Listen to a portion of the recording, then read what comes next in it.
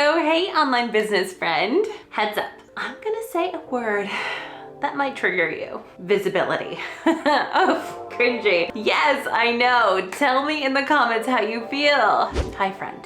Let me officially introduce myself. I'm Trish Taylor, and not too long ago, I felt the same way. I shied away from getting visible online, and when I finally started trying to get visible, I did it all wrong. Fast forward 3 years later, and I finally reached a point where getting visible feels easy for me, and I want it to feel that way for you too. In this video, I'm sharing 8 mistakes that online business owners make when they're trying to get visible online.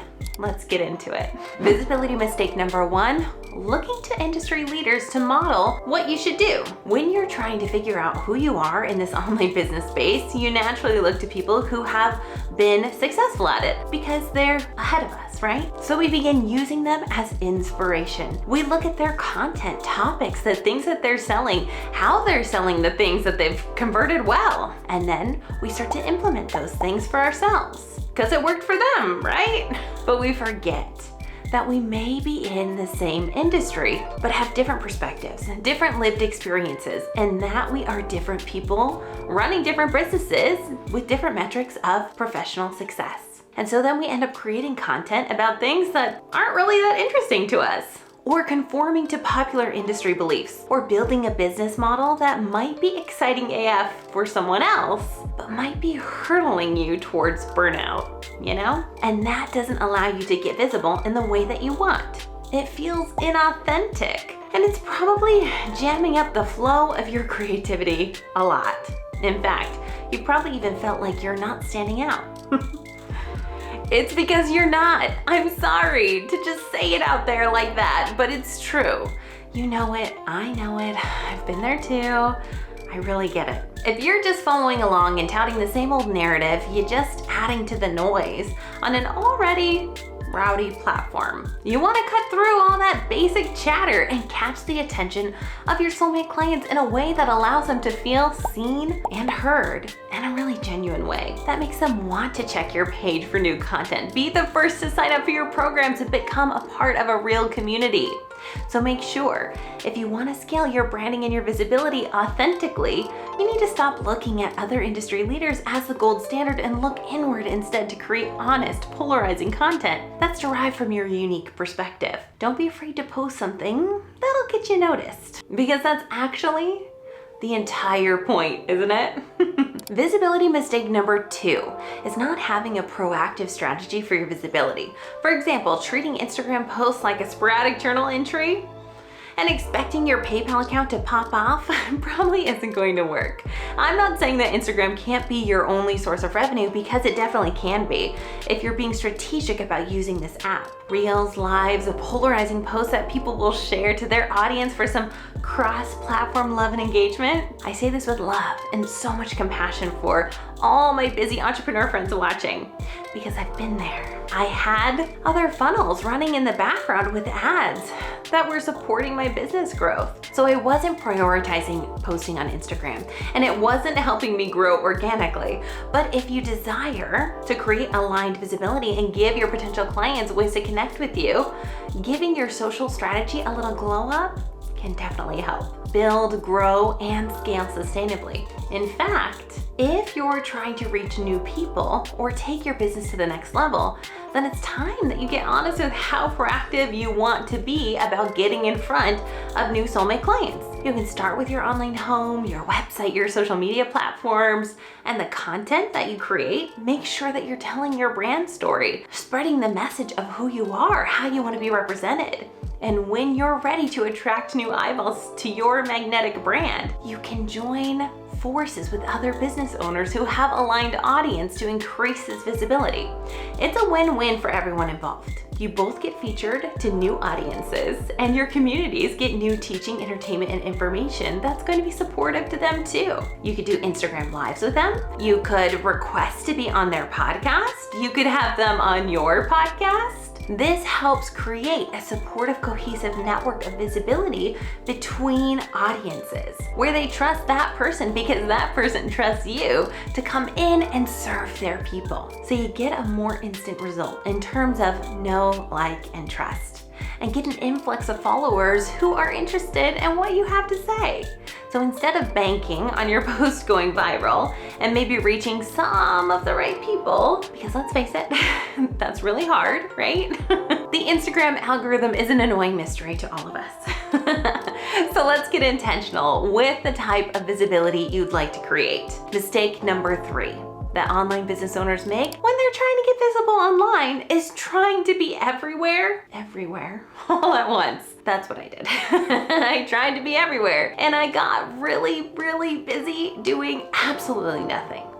I just couldn't keep up. I had big, exciting goals to be on YouTube, to have Pinterest searches leading clients to my quizzes, to have a big audience on Instagram. And even though that's our plan for the future, we have to take a bite out of what we can comfortably chew on now. Simple and sustainable for you to be able to come back to this every day or weekly or whatever your visibility game plan is.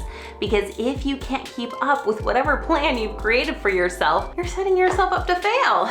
And I say this with so much heart because I am the queen of doing this, because I am a projector. And if you're not familiar with human design, this means that I can see the future because I'm a little psychic. But I know where I'm going and where I want to end up. I can see it so clearly. So I get distracted. And so I get caught in a trap of feeling like I can do all the things. But I realized in the beginning that I had to know my limits, to set boundaries for how and when I wanted to show up. And so do you. This is not a limiting thing. This is a new, more supportive way to look at things so that you can feel comfortable doing your daily routines instead of staying busy while actually doing nothing to move your visibility meter up, which is actually visibility mistake number 4, allowing busy work to distract you from your big goals. I remember boxing with my coach just feeling so exacerbated, and the words, "I just feel so busy doing fucking nothing," rolled out of my mouth, and this light bulb turned on. I thought to myself, you're always busy, but you're not growing your influence. You're not growing your impact. You're not growing your community. You're not growing your income because you're spread too thin. It was my wake-up call, and it's your invitation to go all in on one place and grow from there. And because your girl was feeling a little anxious, letting go of all the bullshit busy work, here's a little mantra that I would repeat to myself in that season of personal evolution. Please repeat it with me if you want to. You're exactly where you need to be. You're right on time. Everything is unfolding for your highest and best good. Visibility mistake number 5 is not showing up. And because you're feeling safer behind the scenes, we aren't connecting with the person in your personal brand. For example, if you're not posting photos of yourself because you don't like the way that you look in your photos, or because it feels uncomfortable to be in the spotlight, I get it. It makes so much sense. Most of us service providers, coaches, course creators are also comfortable supporting other people. We lead with our heart. We got into this business because we wanted to help people feel happier, freer, healthier, to feel more successful at the thing that we've done for ourselves.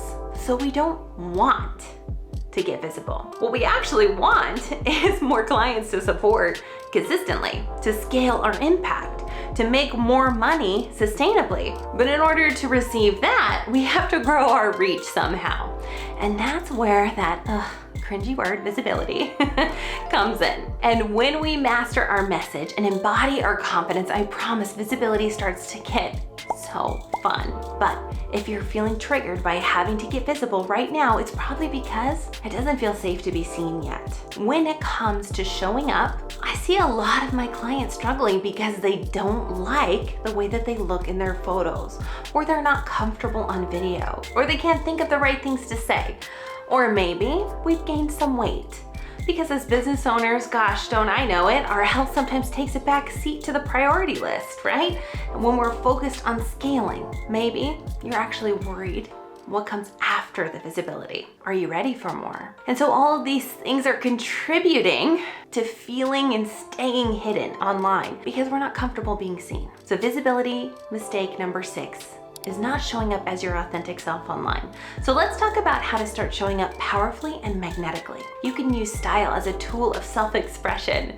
You can throw out clothes that no longer fit. You can get rid of the things that don't feel like you or don't match your life or your business right now. For example, maybe you've transitioned from a corporate world, or maybe you've up-leveled into a new online business goddess. Confident, unapologetic, bold, and those tattered leggings just aren't the vibe anymore. But in order to show up authentically, you need to feel comfortable being who you are. Style is a great way to do that, because when you can feel good in your body, when you feel good in your clothes, you feel good showing up. You feel confident sharing your voice. You feel magnetic in front of the camera. You feel beautiful at your photo shoot. You feel excited to share your content. You're sharing more of who you really are, and that creates authentic visibility. Visibility mistake number 7 is not trusting yourself. And this ties back into our very first mistake, trying to copy people who have done this before you. Instead of looking to bigger names, try trusting yourself instead. Trusting that you know the right things to say. You know the next right step for you. You trust that you have what it takes to receive your big, big dreams. Visibility mistake number 8 is utilizing mean girl marketing as a way to boost your visibility and credibility. This tactic is basically putting other people down for the choices and decisions that they've made in the name of creating polarizing content. But we don't have to tear anybody else's business model down in order to make space for our own. And we don't have to use scare tactics in order to sell our courses and services. You just have to show up and, be who you are. Here's a few things to ask yourself. How would you want to be sold to? How would you want to be attracted into someone's space? Through scarcity tactics? Or through expansion, hope, clarity, and abundance? You will attract the people that you want to work with because of how you are showing up and how you are serving. Mean Girl Marketing capitalizes on telling people that they're not doing things the right way. And I feel like there is no right way in business. I think it's detrimental to your creativity and your expression to tell you that there is. There is no one right way.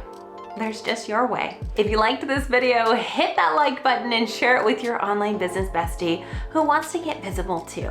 And don't forget to subscribe to my channel for more content like this. Until next time, my friend.